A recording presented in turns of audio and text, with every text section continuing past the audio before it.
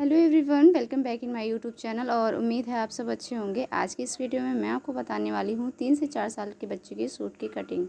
यहाँ पे मैंने बचे हुए फैब्रिक का ही यूज़ किया था, बट सूट के बॉटम पे ये प्रिंट जो है इक्वल आई हुई थी और बिल्कुल डिज़ाइनर सूट ये लग रहा था। तो आपको इसे फ़ोल्ड कैसे करना है, तो जब भी आप सूट की कटिंग करें तो सबसे पहले आप अपने सूट को इस तरह से उल्टा करके रख लें। डबल फोल्ड करने के बाद में मैं इसे 4 फोल्ड में इस तरह से रख लूँगी। आपको डिज़ाइन को ध्यान में रखना है अगर इस तरह से आपका फैब्रिक है तो देखिए यहाँ पे मैंने 4 फोल्ड करके अच्छे से डिज़ाइन को देखते हुए रख लिया है। अब आपको लेंथ मैं बता देती हूँ, 23 इंच इसकी लेंथ है। अगर आप 3 से 4 साल की बच्ची के लिए कट कर रहे हैं सूट, तो शोल्डर आपको सिर्फ़ और सिर्फ यहाँ पे 4 इंच रखने की ज़रूरत है, ज़्यादा आपको नहीं रखना है। यहाँ पे मैंने शोल्डर 4 इंच रखना है और हाफ़ इंच से भी कम यहाँ पे शोल्डर को डाउन रखना है। उसके बाद 4.5 इंच पे इस तरह से मैं यहाँ पे आर्म होल का निशान लगा रही हूँ। इक्वल करने के बाद में एक स्ट्रेट लाइन में लगा लूँगी। यहाँ से फिटिंग में ले रही हूँ 5.5 इंच इस तरह, और यहाँ से 1.5 इंच मार्जिन ले रही हूँ। अब इसे मैं स्ट्रेट लाइन बना लूँगी। यहाँ से मैं चेस्ट का निशान लगा रही हूँ, तो 9 इंच चेस्ट लाइन मेरी रहेगी। हिप मैं रख रही हूँ 13 पे, और इसकी फिटिंग जो होगी यहाँ से हाफ़ इंच ही आपको बस माइनस करना है, यानी कि 5 इंच पे इस तरह से मैं निशान लगाऊंगी। 1.5 पे मार्जिन रखना है आपको। यहाँ से फिर मैं 5.5 पे इस तरह से हिप को रखूँगी और 1 इंच के बराबर ही आपको यहाँ पे मार्जिन लेना है।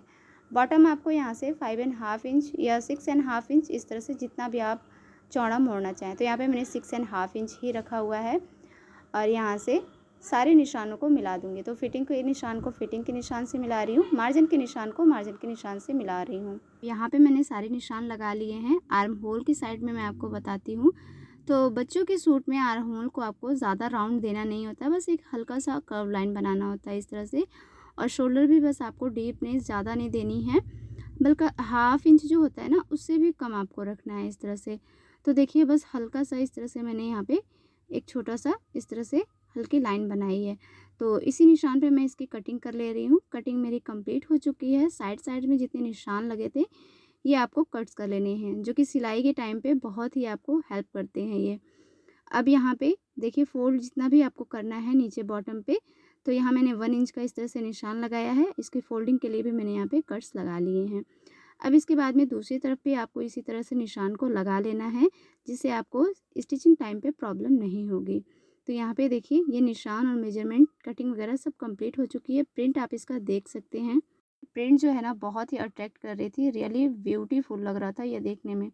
तो अब देखिए फ्रंट का पार्ट ओनली मैंने लिया हुआ है, आगे के पार्ट्स को इस तरह से कट किया। अब मैं आपको स्लीव्स की कटिंग बताऊंगी। स्लीव ऑप्शन है, बहुत सारे लोग बच्चों में स्लीव्स नहीं लगाते हैं, लेकिन मेरे पास फैब्रिक था तो मैंने यहाँ पे लगा लिया है। इसकी लेंथ मैंने यहाँ पे देखिए 10 इंच रखी है। डीप में यहाँ पे 1.5 इंच ही इस तरह से रखूँगी। सॉरी, मैं यहाँ पे आर्म होल आपको नहीं बता पाई हूँ कि कितना रखूँगी, मैं फिर से बता रही हूँ आपको। तो ये देखिए 6.5 इंच ही आपको इस तरह से इसको रखना है। और यहाँ पे एक निशान लगा लेना है। कर्व लाइन इसकी भी ज़्यादा आपको नहीं बनानी है आर्म होल साइड पे। बस इस तरह से मैंने यहाँ पे इसकी कटिंग भी कर ली है। तो देखिए सिंपल इसकी कटिंग वगैरह भी बहुत सिंपल है, और बस थोड़ा सा बैक करना है आगे की साइड में, आगे के पार्ट्स को इसको कट कर लेना है।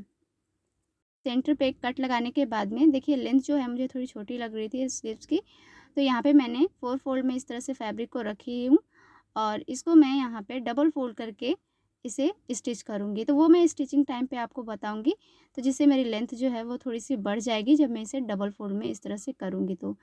तो सिंपल सारी कटिंग हो चुकी है। चलिए मैं आपको स्टिचिंग बताती हूँ। उससे पहले आपको नेक की कटिंग मैं बता दे रही हूँ। तो सबसे पहले बैक पार्ट मैंने यहाँ पे लिया हुआ है और यहाँ पे शोल्डर मैं रखूँगी इसका, यानी विड्थ नेक की जो रखूँगी 2 इंच ही रखूँगी। आप अपने अकॉर्डिंग रख सकते हैं। बच्चों के सर जो होते हैं वो बड़े होते हैं, तो इसलिए मैं यहाँ पे बता रही हूँ। तो यहाँ पे मैं 2.5 इंच इस तरह से ले रही हूँ और यहाँ पे इसे एक राउंड शेप दे दूँगी। अगर आपके बच्चे का सर बड़ा है तो यहाँ पे आप 3 इंच इस तरह से ले सकते हैं। फ्रंट पार्ट में देखिए मैं आपको बता दे रही हूँ, बड़े और छोटे दोनों को मैं लेके चल रही हूँ साथ में। तो यहाँ पे देखिए 2 इंच मैंने यहाँ पे मार्जिन लिया है विड्थ में, और 3.5 इस तरह से मैं ले रही हूँ। अगर आपका बच्चे का सर बड़ा है तो आप 4 इंच या 4.5 इस तरह से रख रहे हैं, इससे एक्स्ट्रा आप नहीं ले सकते। यहाँ पे आपको राउंड शेप दे देना है और इसकी कटिंग कर लेनी है। 4.5 पे अगर आप बड़ा करते हैं इससे, तो इससे बड़ा होगा तो बच्चे का जो गला होगा वो बहुत ही ज़्यादा फैला हुआ और बड़ा दिखेगा। तो अब आपको इसकी स्ट्रिप कट कर लेनी है। तो देखिए मैंने यहाँ पे सबसे पहले फ्रंट पार्ट को लिया है और डबल फोल्ड फैब्रिक पे डबल फोल्ड के पार्ट को इस तरह से सेट करके रख लिया है। 1 इंच का इस तरह से मैंने मार्जिन दिया है। मार्जिन देने के बाद में फ्रंट पार्ट को मैं इस तरह से कट कर लूँगी और सेम इसी तरह से बैक पार्ट को भी आपको इसी तरह से कट कर लेना है। बैक पार्ट को मैंने यहाँ पे रखा डबल फोल्ड पे और यहाँ इसकी मैंने कटिंग कर ली है। स्टिचिंग आपको इस तरह से फ़ोल्ड कर लेना है। फ़ोल्ड करने के बाद में एक कच्ची सिलाई यानी कि जो बड़ी बखिया जिसे बोलते हैं, उसी सिलाई में आपको इसे इस तरह से स्टिच कर लेना है।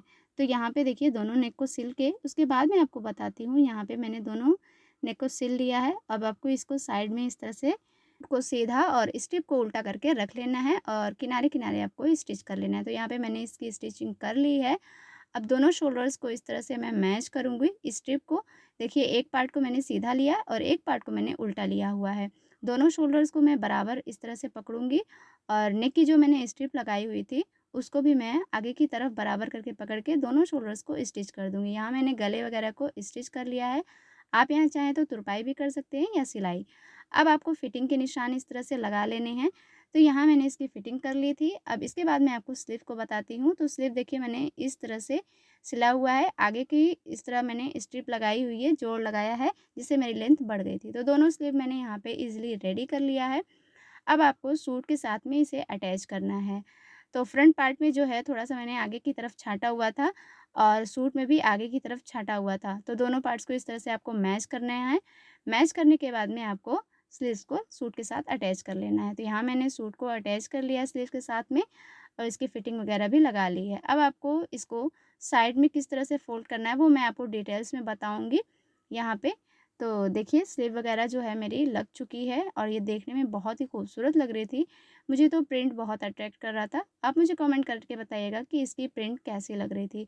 तो अब देखिए बॉटम साइड में दोनों कट्स लगाए थे मैंने, दोनों कट्स को आपको इस तरह से पकड़ना है और अंदर की तरफ फ़ोल्ड करते हुए यहाँ पे आपको एक स्टिच कर लेना है। दूसरी साइड में भी बस सेम ही आपको रखना है इस तरह से।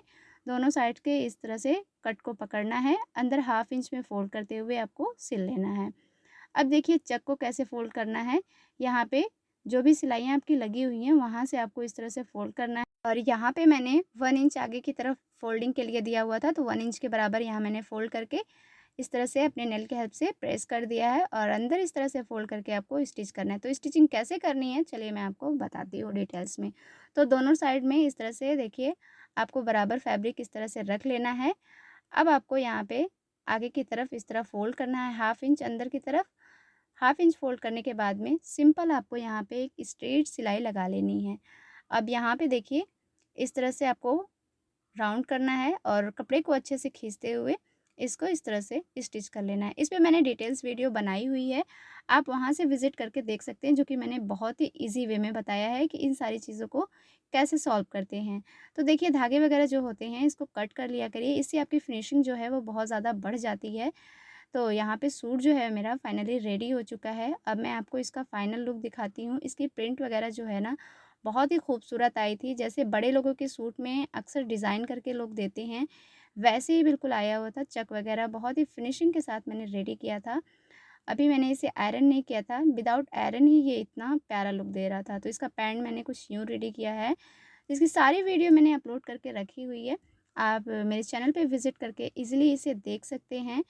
तो देखिए सूट जो है कितना खूबसूरत लग रहा है। तो मुझे कमेंट करके ज़रूर बताइएगा कि आज की वीडियो टॉपिक आपको कैसी लगी और चैनल पे न्यू हैं तो चैनल को सब्सक्राइब कर लें। वीडियो यूज़फुल लगे तो फैमिली फ्रेंड के साथ शेयर करके एक प्यारा सा कमेंट करना और वीडियो को लाइक करना ना भूलें।